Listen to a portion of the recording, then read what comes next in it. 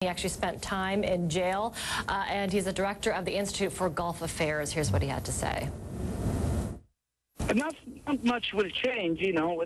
Let's look at this process. It's a process that is basically has to do with few people, a family.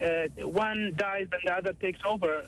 There is no role to the people here. What I've heard from your former guest is very disturbing, because they're talking about factories, but they're not talking about the reality is that this process that they want to be smooth, the people of the country has no role to play in it whatsoever. There is no elections. There is no voice. There is no public discourse happening regarding this process. So this is a very really disturbing comment, and I think some of it is like Mr. Zuhbi's comment is almost bigoted comments, because reality is the people of the Middle East, especially in Saudi Arabia and the Gulf countries, are completely shut out from the political process. And this is reform, not making a factory or making some wires, making people's rights and freedoms and empowering them. The voice of the people are the most important factor here, not making, laying some bricks somewhere.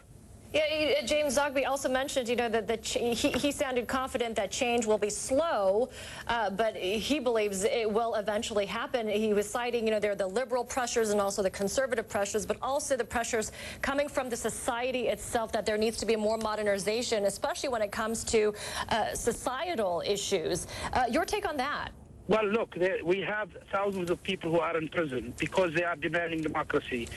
Dr. Mohammed al-Qahtani is the most famous. You have the women drivers, Lujain al-Hadloul, poets, lawyers, Walid Abul Khair, and many other people who are in jail because they wanted to expand the people's role or to start the people's role in the politics of Saudi Arabia.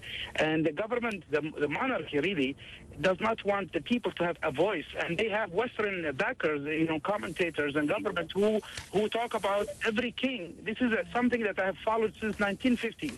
When King Saud arrived to Washington, every Saudi king is promoted as a reformer. We heard Salman is a reformer, Abdullah is a reformer. In which way? I don't understand. King Abdullah, let me remind you, King Abdullah has been holding his 4 daughters captive under house arrest for 14 years. I don't know what kind of a reformer who deprives his adult daughters from walking out from the door for 14 years for really no crime. So really we have to be honest. CNN is a great network, and we have to talk about serious issues, because this is a serious issue that's impacting not only the United States but the whole world. Saudi Arabia is an absolute monarchy that the people have no say whatsoever. And that's very clear from the human rights violation, the public executions that's happening almost every day, the flogging that's taking place every day in prison and outside prison, the lack of religious freedoms for everyone in that country is very obvious.